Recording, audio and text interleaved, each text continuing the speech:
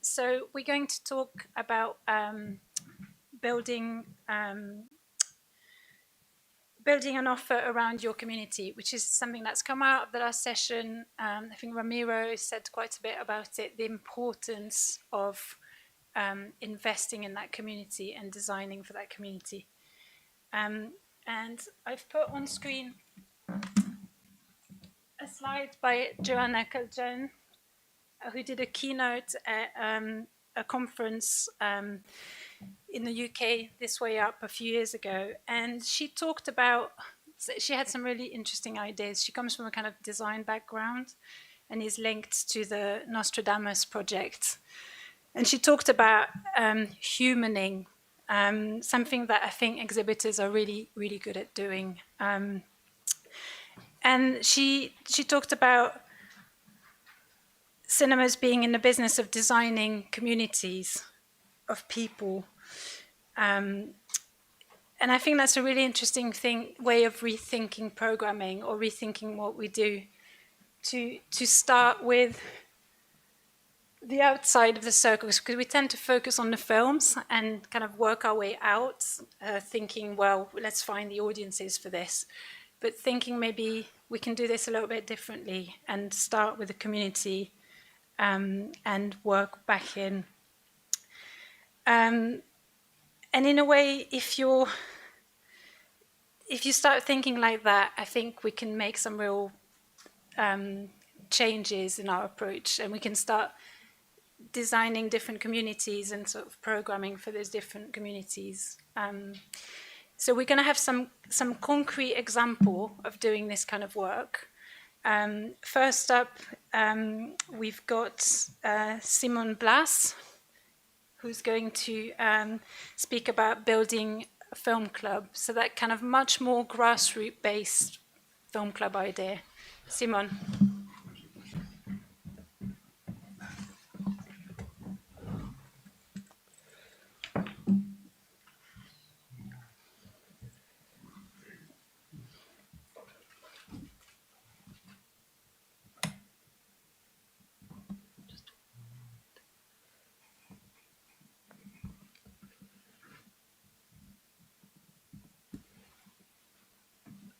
Yes, okay, thanks.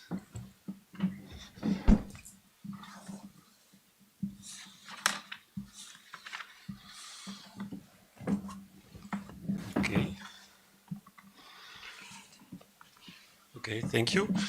Good afternoon, everybody. My name is Simon Blaas, and I will tell you about Middelburg, where I come from. It's a small town in the southeast or southwest of the Netherlands. We have about 50,000 inhabitants, and it's located nearby the sea. And I run there a cinema, art house cinema, with a small staff and a big group of volunteers. It's located, as you can see in the book, in a beautiful old building. It's really an historic eye-catcher in town. It's a building from 1607. And we have there the cinema hall and a cafe, and outside is a beautiful garden where people can sit. And recently we built another little screen in a house, a little house in that garden, and we call that the club. And I will talk about it later. What was special a few months ago during the lockdown, our national newspaper made a sort of a special about cinemas in the Netherlands. And they made a program about it, and they put our cinema on number 4 of top 5 most beautiful cinemas in the country. So that was really nice to hear something like that. When you're in a lockdown, you can need some news of that kind. So that was really good. Well, I would like to tell about the building of our new little club, and also about organizing special screenings with certain special audiences. So imagine this. It's on the news when the levee's gonna break. People start to line up and pass sandbags in a chain. That they have this shared goal to pursue. Suddenly there is a lot of energy, power to achieve something, to cope with this disaster. So there seems to be a special vibe in the air. that something is happening. And I like to try to find this special feeling, this moment of shared power, so to say. Of course, I'm not looking for disasters, but you understand what I mean. It's about doing a bit more than just screen a film, but involve people who might be not only your audience, but become your partner for a moment. And it's about sharing the cinema with people and not only sell your tickets. And I try to achieve it with creating this club, which we built, and also metaphorically, organizing clubs, moments with people. And I have a few examples for you, and I will turn to the next slide now. If I, sorry, thank you. Yes, we go back a while in time. This was last year. We had to reopen after the first lockdown. We closed in March and we were opening in June. And I was thinking what to do with this. We were all excited about these new rules we had to take care of. We were taping the chairs and having the distance and everything. And we could reopen with just screening a film, but I had the feeling we need to do some extra with people because we didn't see each other much. We were all inside. So I found this local female filmmaker. You see her on the picture. That's Fifi Visser. She's really a spontaneous, super filmmaker, and she just finished a documentary. We call it Tijdgravers. It's something like Time Diggers. And it's all about these historians that collect special pieces, old animals, cards, and they work in these depots and archives. So these kind of people, they are, in a way, always in the dark, and she made a film about it. So in a way, we created this moment to reopen with this film. It was a world premiere.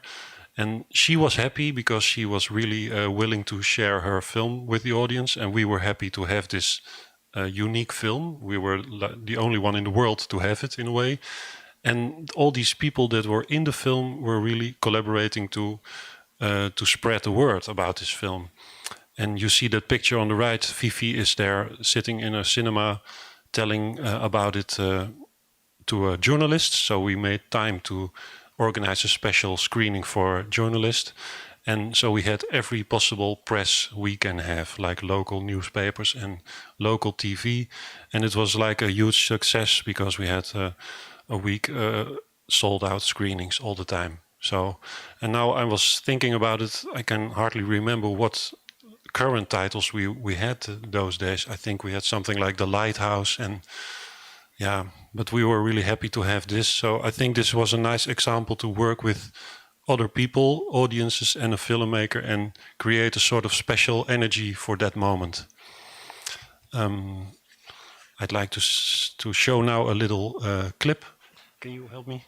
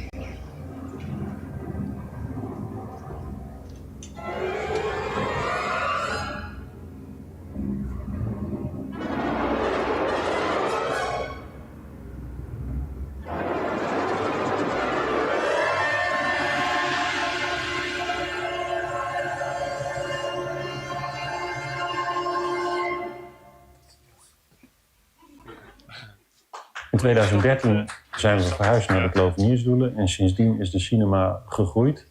Er zijn veel meer voorstellingen georganiseerd. Okay, so that was a lot of Dutch talking is coming now, so I will save you for that. So this was just to prove, to show you our little, let's say corona-proof, safe openings film, because we were ready with our club. It was done. And then we were, it was like tonight in the Netherlands, we might hear that we have another lockdown or something what looks like last year. And then we were thinking about how can we open this club? We wanted to show the whole world, of course, with many guests and drinks and balloons and everything, but it was not possible. So we made this clip to open online. This club, we were very proud of it. And a few years ago here in Seville, in the lab, I was invited to present the idea for it. And then, I was thinking about it a few years. It went well with the cinema, 2017, 18, 19. We had growing audiences and everything. And I saw everywhere in the Netherlands building, new cinemas were built or expanding. And I felt like I should do that too. But in a way, I don't like so much these really huge places. And in Vlissingen, it's a town 5 kilometers nearby our town. There is one of the biggest halls actually in the Netherlands. They have about 750 seats. So you can not compete with them. It's no use, I think.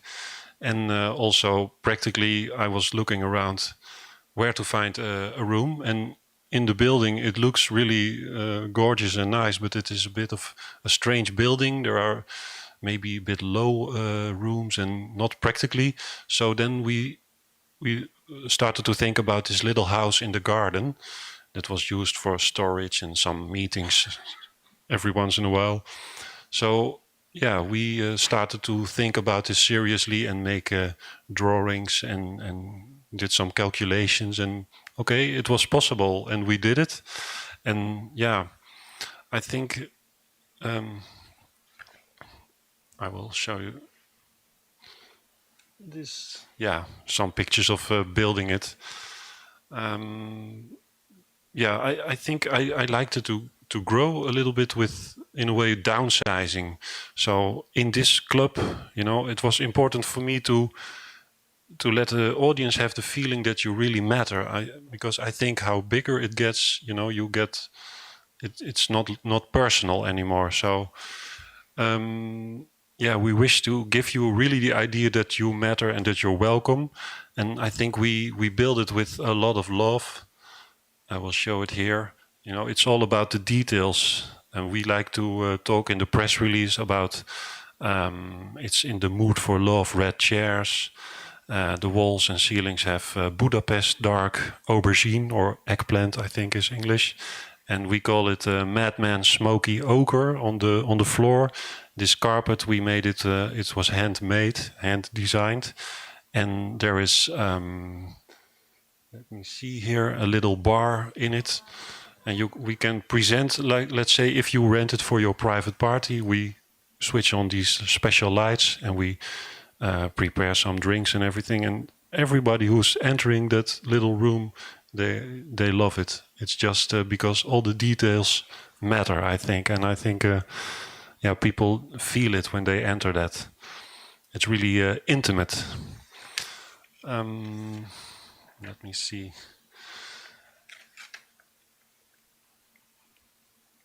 Yeah, and also this is how it looks, but what we screen there is, I was thinking about, I started to know the people in Middelburg a little bit, and there are it's a small town, but everything is there, which is also going on in big towns, I think. And there are these many specific groups, like, I don't know, bird watchers or old-timer guys. Or I remember a screening, we did that documentary about Sagrada in Barcelona, and it was full and everybody was talking out loud about it. So they were sharing their experiences when they were there. And so we really thought about we need to find all these groups and do something for them, even though there might be like small groups of these people, like these old historians that I told you earlier about Fifi's film.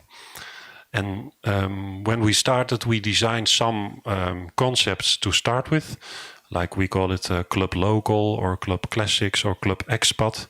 Like we have a little university in town, but with international students. So if we do expat films, it might not be useful to do it in the big hall in our other cinema, but in this one.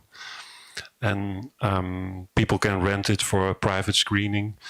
And yeah, like normal films we do, there are maybe a bit more obscure titles like Strawberry Mansion or The Duke of Corsica, and like the series of Mark Cousins, Woman Make Film. We do that in this little room. Yeah, I have an example that's actually happening tonight. It's Friday today, right? So this is called Club Rainbow, and it's sort of a series of gay queer films. And in this collage, you see on the right, it's Willem. He's this enthusiastic guy from town. He's organizing it with us. And there is Esther. She has this bar, and she organizes every week this queer drink nights. So she helps with creating special food for us for this evening with a drink. And to the left you see Owen. He is a young actor. He will open it. So this is a sort of an example of a shared special moment, I think, that I told you about. And yeah, well, tonight it will be the first of this series, and this looks like this. We do that a few times, and then after that we will think of a new club, and you can fill it out, whatever it can be. So if I would summarize it, I think these club sessions, they take more time to organize, but I think the best to do it is with people you may not know, because then you really learn something. So for me, it's a task to get to know people I don't know yet and hear about their club or interests. And also, we were talking about this club, but actually it's a bit of a boost for the big hall we already have, because there we have now a bit more time to screen like some bigger titles like, I don't know, The Father or something like that. So that helps to do the smaller things here and the bigger titles there, of course. And then this is a picture, I think Frank showed it yesterday already. We designed this as a little joke, these special design socks. They match the floor, and this is for members we have. And also, I forgot to tell, is that we do for every film there a little short, and we don't do commercials. So we like it. And then I had one thing, if it's correct from Facebook, I read that Mirona has her birthday today. So I have socks for Mirona. Thank you.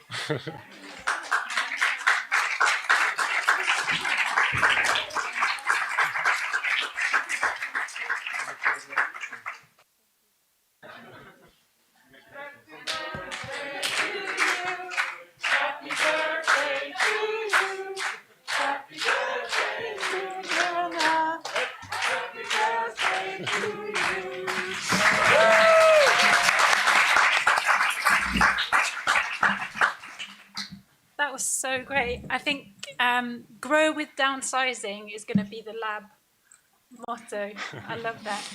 No, it's just so brilliant that you've essentially creating a pop-up within your own space, yes, and recognizing that there's a need for it. There's a need, and and it's similar to the project we had from Slovenia with, yes, so it's something to really think about, that you've got your grown-up spaces, your kind of established spaces, but sometimes to just loosen up and offer a space for communities. And try to be generous with your audience. Like if someone like Willem, he came to me, I want to do these gay films, and okay, I say, well, here is the club, and together you can do it. Yeah. And it's also, you're not creating lots of pressure of giving them the main hall Yes. where then it becomes a stressful thing. It's not so much about the outcome, it's more about the journey, essentially, Yes. of William and his friends, or a small group coming together. And yeah, I love the fact that it's also refocusing on the sort of hyper-local, the fact that you started with local productions. I think that's another thing that we should think about more as exhibitors, like how can we work with local filmmakers and really amplify that and the role we can play in that. Yeah. Great, thank you so much. Okay. That was really great. And next up, we've got Slododanka from Croatia, coming to talk about another film club.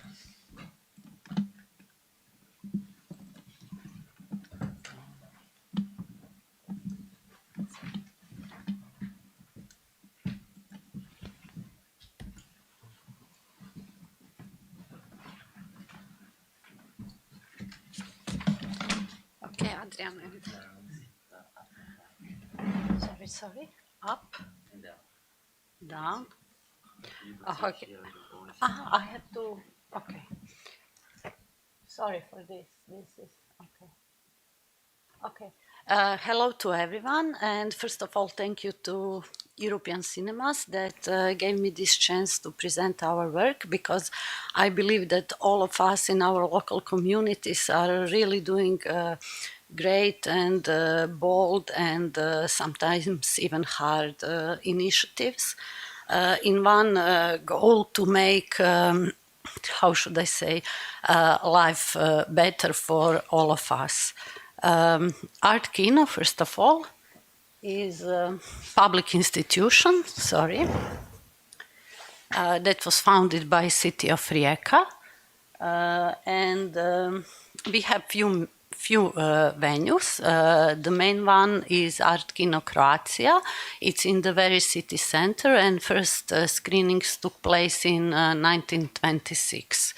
Also, we have this mini Art-Kino and summer Art-Kino. Summer Art-Kino was, of course, lifesaver during pandemic, and basically in this year and last year we had almost 5 months of summer cinema, and that was really very, very important, not just for us as a cinema, but for the general audience in Rijeka.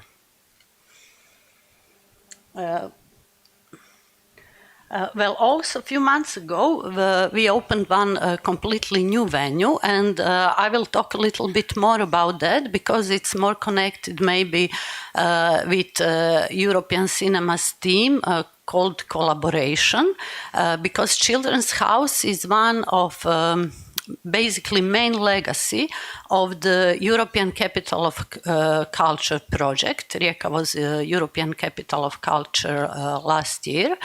And then we made this completely new building called Children's House. This Children's House is operated by 4 city institutions: Art-Kino, City Library, City Puppet Theatre, and Museum of Contemporary Art.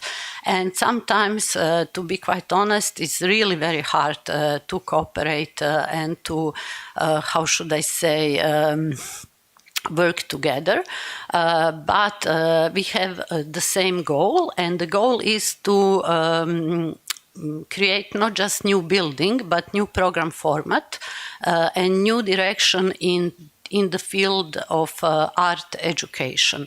As you can see, there is one very nice cinema venue, but also maybe even more important, there is a film studio, editing studios, studio for film and music editing, and green screen. Because here we would like not just to make programs for the children, but to make a program with the children. This is some kind of mixture between cultural and educational center. And basically we would like to inspire children to create their own stories, to learn language of art, to apply language of art, to learn how to tell their authentic stories through the films. Therefore, we have lots of film screenings, of course, but also lots of workshops. Sorry. So this is again something about Art-Kino. I believe that we all of us have the same mission, and this is to foster film culture and to be social and community center, vivid social and community center in our communities. Our values are artistic excellence, openness, responsibility, dedication to programming, integrity and knowledge. And basically we have 4 main program lines. Film programming, which is mixture between art house and cinematheque, educational programs, especially for young audiences, lots of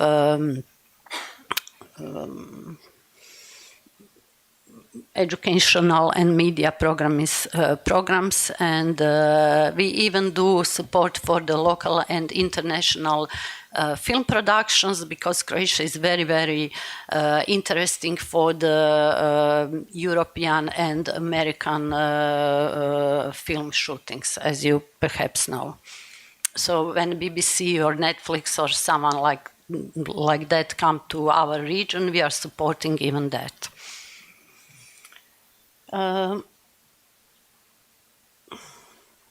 And basically, yes, we try to make programs for different age groups, for different social groups, and for minorities and so on.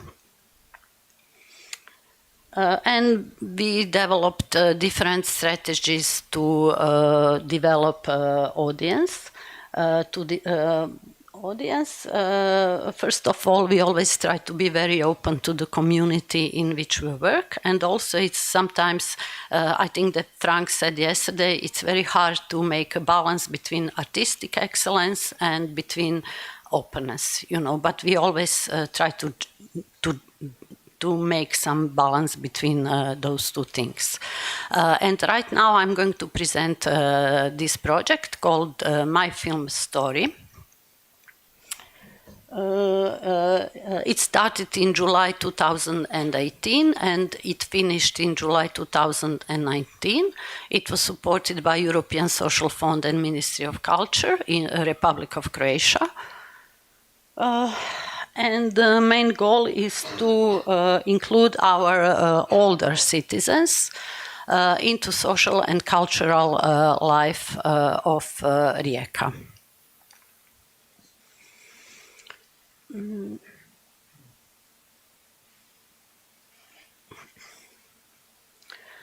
Main activities of this project were, first of all, to establish film club. This film club has 700 members, and what is really interesting is that this film club is active even today, because those people are really very, very dedicated to the cinema, after all. Also, we have film screenings every month. We have meetings, because on these monthly meetings we negotiate about the programming. And we have lots of film workshops. The thing is that we usually do film workshops with children and young, and all these workshops and mentors we just apply to the elder people. First, the decision was to work with really very famous film professionals. For example, one of them is Leon Lucev, and his film is screening even today on Sevilla Film Festival. So we're really targeting top film professionals, and they were really very keen to cooperate with elder people, because this was also very interesting to them as part of artistic and social experiment. Yes, and also lots of people from this club engaged in our everyday work as a part of as volunteers. They participate in our events and programs and so on. And we always try to pair one young and one older, and lots of friendships and communication and good laughs happen after all this. And we have film creative educational workshops, 13 in total. There were 11 film screenings, 2 premieres with film directors and actors and cast and so on. And there were some of these screenings were on some concrete theme, like Rijeka Carnival, because Rijeka has the biggest carnival in Croatia. And lots of European heritage films were screened also. And then we had all these workshops, meetings. Workshops were like film play, animation, video clips, organizing of film events, film promotions, and then they took very active role in promoting all events. And that was really very, very great. And then at the end, we had this very, these are pictures from workshops. And then we had closing ceremony in which we premiere films that were created at the workshops. Video clips, short animated films, short feature films, 1-minute films. I have to say that they really made everything. They made the script, they made shooting, editing, and so on, and they really learned a lot. It was very, very hard for us because it needed lots of our time and engagement and everything. But it was, on the other hand, it was really rewarding because we saw the impact that we have on lives of our audience. So there were many great things that came after this project. First of all, this film club is active even today. Then we really build up our audience. Then also these participants are very, very dedicated to the cinema even today. So they are really very loyal audience and very active and so on. Also, this project built up a visibility of Art-Kino in local media and national media because it was really very popular and very media present. It fostered our relationship with film professionals, and that was also very good income of that project. It helped us to build up our capacities in terms of negotiations and so on.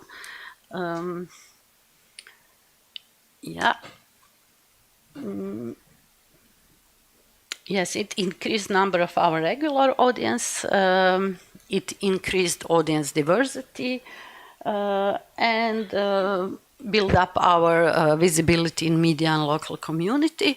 Basically, that was really very, how should I say, experimental to us because we usually do a lot of stuff for young people, for young audience, for children, and so on. But this project was really very, how should I say, warm, and we really enjoyed it. And right now I will show you one very short clip about that because I believe this is maybe more informative than this presentation.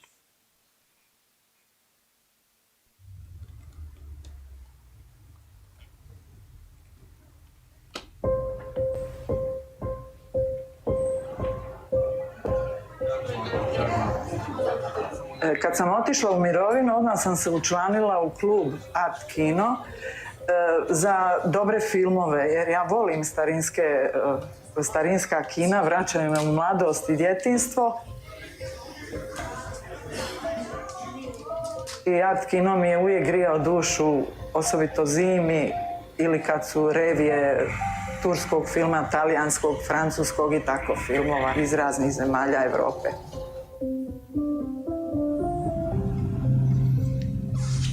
Animacija me zanimala još iz djevojačkih dana. Ja sam rodom iz Tuzle i iz takvog manjeg mjesta nisam imala šansu studirati u većim centrima u doba bivše države, to su bili Zagreb i Beograd. Ja sam svakako 65+, ali imam dušu djeteta. Kako je dobra animacija! Jako mi se sviđa raditi sa ovom baš populacijom, jer u usporedbi, na primjer, sa dječjim radionicama, koji treba povremeno usredotočiti, nekako ih privoli da završi zadatak do kraja, ova populacija, s tim nemamo problema. Stariji ljudi prate svaku riječ vašu, jako dobro slušaju šta moraju raditi, jako su marljivi i vrijedni. Tako da u stvari mi u ta 4 dana smo sve uspjeli napraviti od početka do kraja i to samo uz moje mentorstvo. Znači oni su sve sad radili sami i razgovarali s ljudima i snimali i sad, kao što vidite, montiraju sami.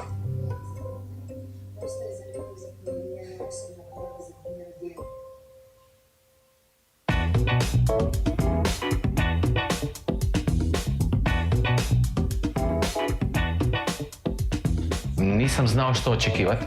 Radio sam do sad sa puno mlađima, ne nešto posebno sa puno starijima, ali to što su oni plus 55 ili minus 55 ili iznad gore one crte neke, mislim da je to onako samo u glavi. Karakteri su svi svako za sebe i onda ko grupa isto tako.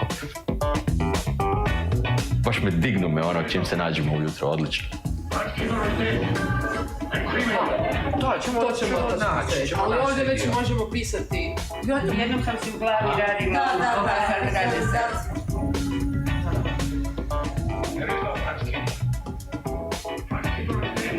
Ovo je koncentrirano gledanje.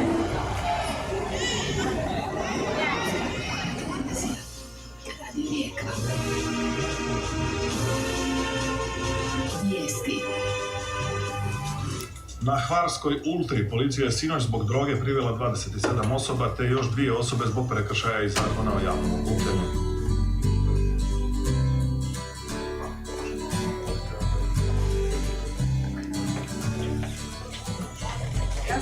One su snimale dokumentarac o filmu. Aha. Ja sam pred kraj samo snimao izjave kad je film završen. I nadamo se da ćemo ih ugodno iznenaditi na način na koji smo smislili temu i na koji način se je to snimilo. A onda u subotu dolaze rodbina, prijatelji, dragi gosti, kako to već ide.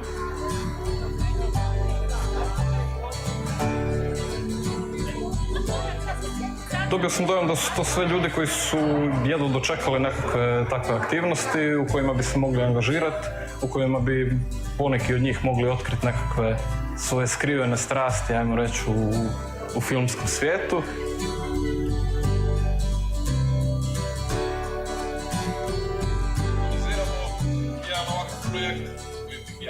Za ljude u toj dobi zbilja su potrebni takvi sadržaji i oni to zbilja znaju cijeniti.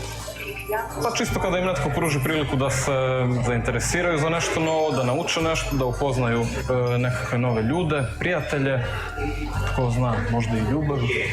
Ma stvarno hvala što je tako nešto osmišljeno.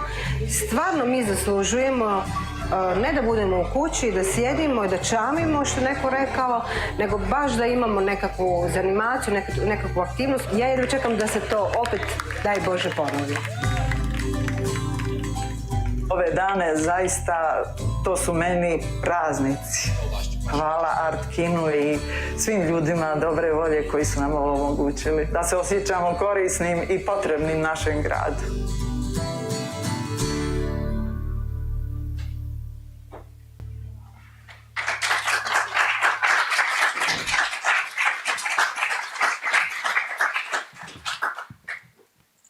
Thank you. That was wonderful. Yeah, that was wonderful. And yeah, it is perhaps a blind spot, isn't it? That older age group, because we're so obsessed with the idea of attracting young people, to not forget that in a way the older people are also, broken up into different target groups and need that level of attention. And I've had a similar experience with running a Grundtvig project, and I think the thing that really stood out for me is, unlike working with young people, they bring so much, older people bring so much to the plate in terms of like storytelling skills and so on. So yeah, that was really, really inspiring. Yeah, because in Art-Kino we are really also oriented to young audiences all the time. Yeah. And we even build up new venue for kids, like this children's house and everything. Yeah. And then we just decide to apply the same principle and workshops and mentors to the old people. But it was really very, very rewarding at the end for all of us that worked in Art-Kino. That's great. Thank you so much.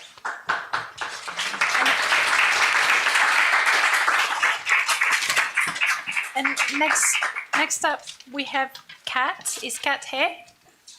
Yeah, from Sphinx, wonderful cinema in Belgium, and she's going to talk about an LGBTQIA+ film festival. Yep.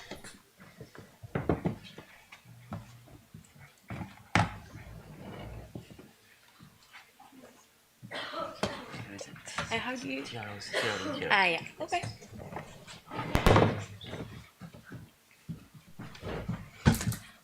Hello, everyone. So I'm Kaat from Sphinx. It's a cinema in the city center of Ghent in Belgium. Apart from our regular program, we do a lot of festivals and special screenings in the cinema. And one of the festivals is Sphinx. It's our annual LGBTQ festival. We started it 9 years ago. And it actually kept on growing. It's a festival. It takes place at the end of January or the beginning of February every year. And for 5 days, we screen about 10 to 12 LGBT movies. And also, before every movie, we screen a short movie.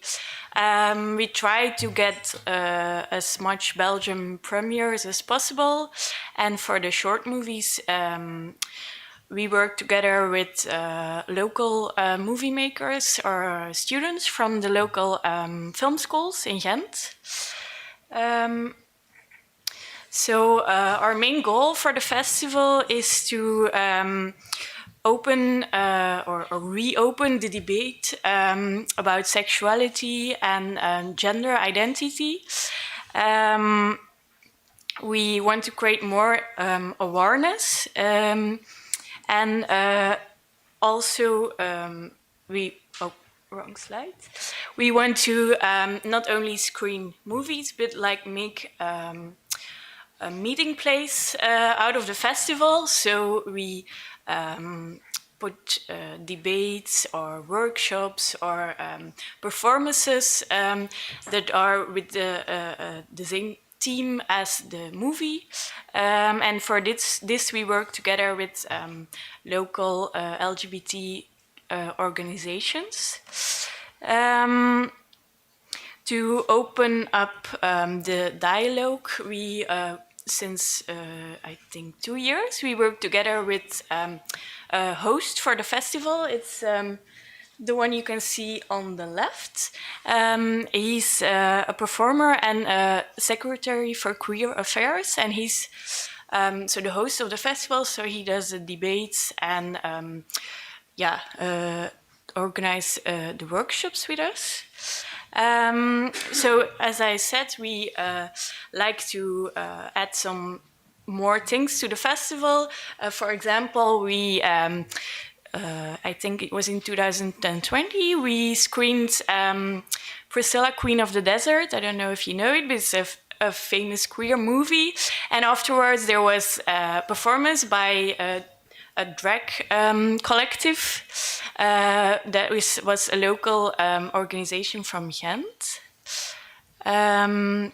As well, another example is we invited a trans man to talk about his experiences as a trans man. He, after a documentary that we screened, which is called Trans Kids. And of course, every festival ends with an after party, and so also it's for people to meet like-minded people. Unfortunately, in 2021, the festival was cancelled because of Corona. But we still managed to do a light version of it this summer.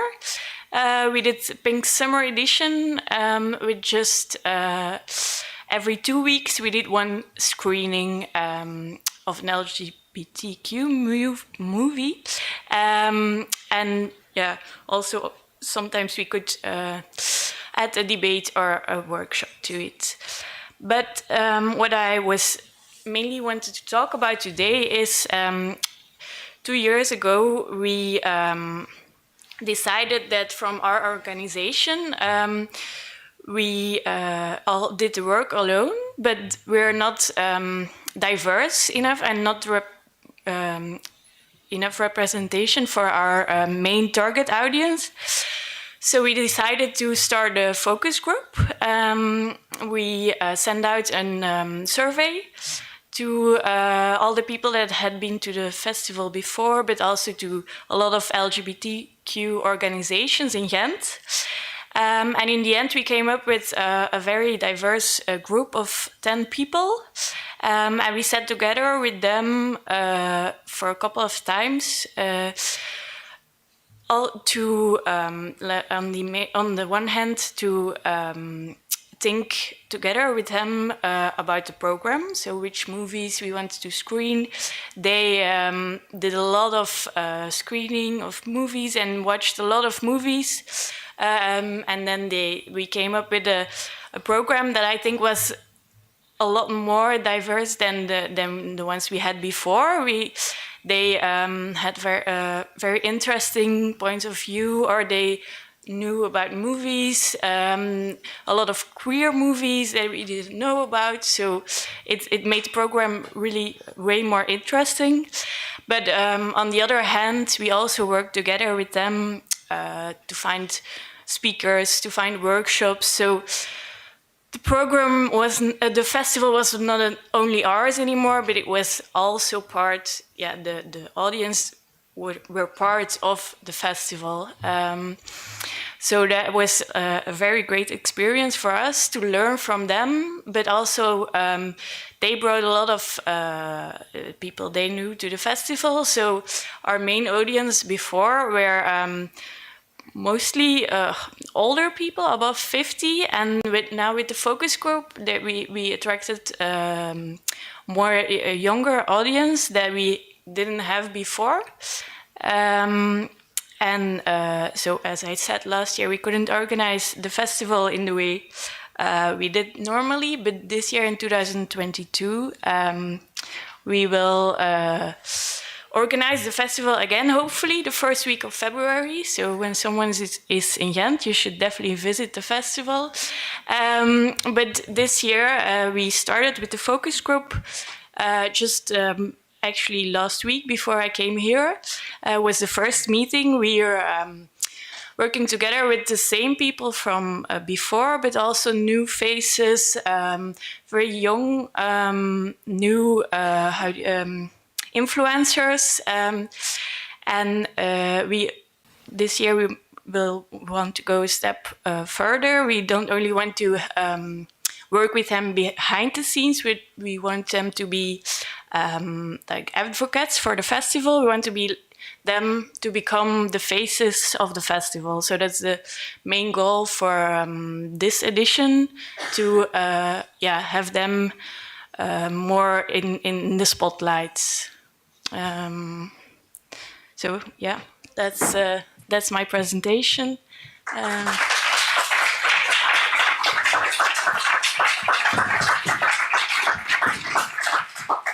I think that's brilliant, the way you're kind of co-designing the program, and I'm just really interested to know.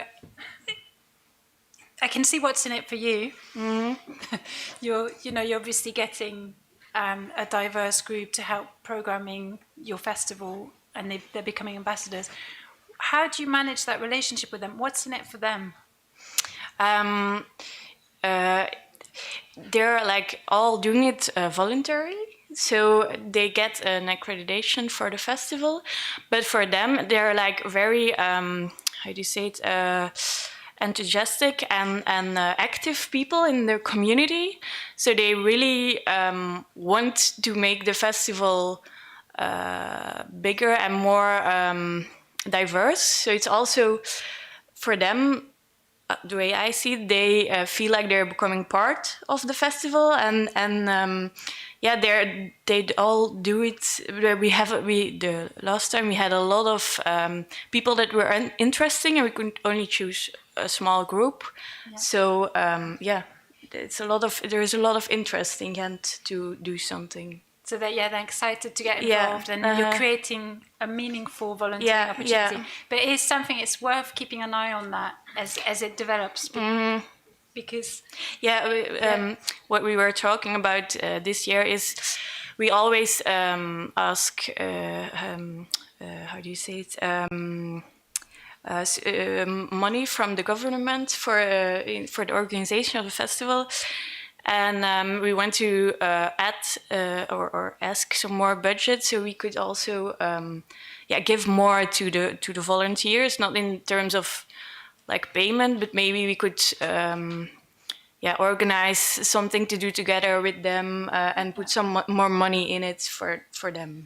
Yeah, because it's that thing about, if you get volunteers, you can end up with a certain demographic that can afford to do volunteering, but not necessarily can't get involved. But fascinating example.